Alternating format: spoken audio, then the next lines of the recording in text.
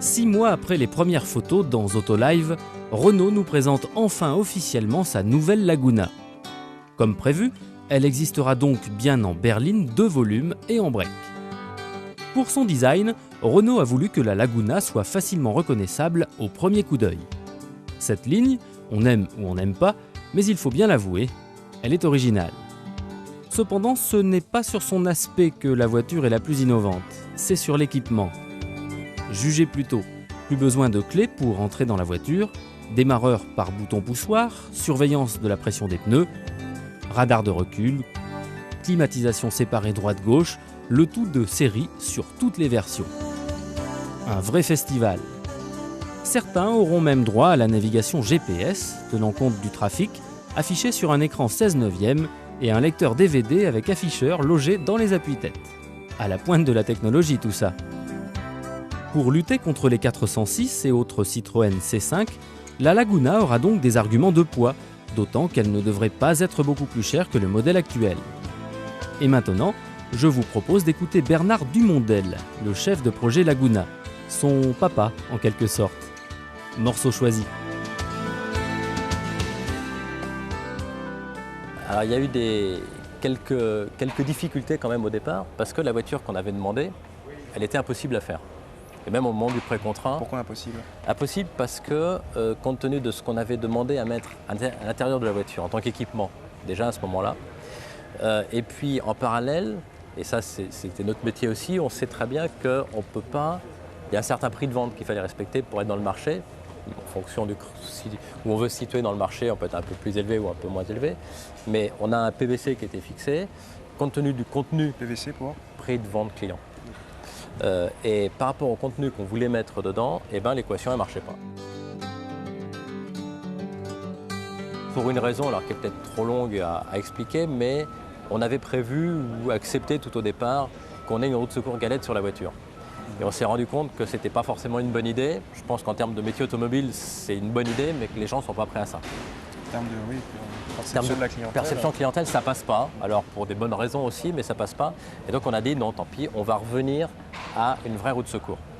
Sauf que tout était gelé. Il y a sur le dessin de la voiture le silencieux qui passe sous le bac de roue de secours. Donc quand on décide que au lieu d'avoir ça, il faut mettre ça pour pouvoir mettre des trucs, le silencieux il ne peut plus rentrer à sa place, le volume de coffre c'est plus le même et je ne voulais pas qu'on détériore trop le volume de coffre. Ça casse beaucoup de choses. Ça a été effectivement, alors là les engueulades, les courriers, les notes, les machins, il y a eu dans tous les sens.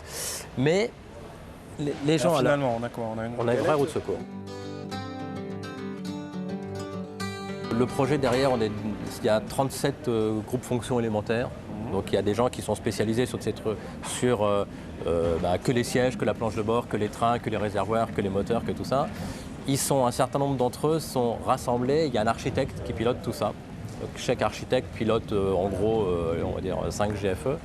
Et GFE pour c'est les groupes fonctions élémentaires, c'est-à-dire des gens qui s'occupent que de telle ou telle partie de la voiture. À chaque salon de l'automobile, je les emmenais voir les nouveaux modèles, ce qui était intéressant. Je leur faisais des visites, tous les salons, Paris, Genève, Francfort, etc. Je leur montrais ce qui était bien, ce qui n'était pas bien, pourquoi nous on ne savait pas faire ça, ce que les autres savaient faire, pourquoi ça on le faisait mieux que les autres, etc. Exemple ce que vous savez mieux faire et ce que vous ne savez pas faire? Non, il faut que je reste modeste quand même. Non mais typiquement c'était la sortie de la Passat, quoi. C'était compte tenu du prix de vente, comment ils y arrivent. Alors après c'est de décortiquer tous ces trucs-là. Il y a d'autres choses où sur les filtrages, sur l'acoustique, sur la réalisation du comportement, de choses comme ça, il y a des trucs que nous on sait faire, un certain métier où on n'a pas forcément de... On n'a pas de honte en tout cas à avoir par rapport à ça, quoi. Le gel de style était en février 98. La voiture sans clé, c'était décidé, on a décidé qu'on faisait juin 98. Là, c'était la surveillance de pression des pneumatiques, c'était début 98 aussi à peu près, dans de grandeur. Le radar de proximité arrière, alors là c'est pas une innovation, c'est déjà des choses qu'on trouve, mais qu'on ne trouvait pas dans la gamme Renault. C'est quelque chose que nous on n'avait jamais développé. Donc pour les métiers qui le font, on parle aussi peut-être d'un but de langage, mais aussi d'innovation. Ça a été fin 98 quasiment. nous sommes maintenant à l'intérieur de la 74. J'imagine que vous avez beaucoup travaillé sur ce qu'on appelle la qualité perçue. Ça fait partie importante du cahier des charges. Intégrante, dès le départ, pour deux raisons. D'abord, parce qu'effectivement, c'est un dû, maintenant ça fait partie des fondamentaux. Quand on parle des fondamentaux, la sécurité, les motorisations, la qualité, la fiabilité et la qualité perçue. Et puis parce qu'il fallait que ça soit aussi cohérent avec l'extérieur. L'extérieur, la voiture a quand même un certain statut. C'est aussi ce qu'on voulait, c'est-à-dire que par rapport aux clientèles qui sont à la recherche, en M2, les gens, ils aiment avoir un bel objet, ils aiment être fiers de leur voiture. Il y a un plaisir automobile, un plaisir de l'objet, ils aiment le montrer. Il ne fallait surtout pas que l'intérieur soit en rupture par rapport à l'extérieur. Ce qu'on voulait, c'était avoir à la fois le côté robuste et qualité des voitures allemandes, parce qu'il ne faut pas se leurrer, c'est quand même une référence aujourd'hui, mais en même temps avoir le côté chaleureux, clair de Renault. Bernard Dumondaine, merci beaucoup de nous avoir raconté la genèse de la 74, maintenant qui s'appelle officiellement Laguna 2. Ouais. Et merci encore et à très bientôt pour les premiers essais de la voiture. Ah ouais. J'ai hâte que vous la rouliez aussi pour nous dire ce que vous en pensez. Merci. Nous avons hâte aussi.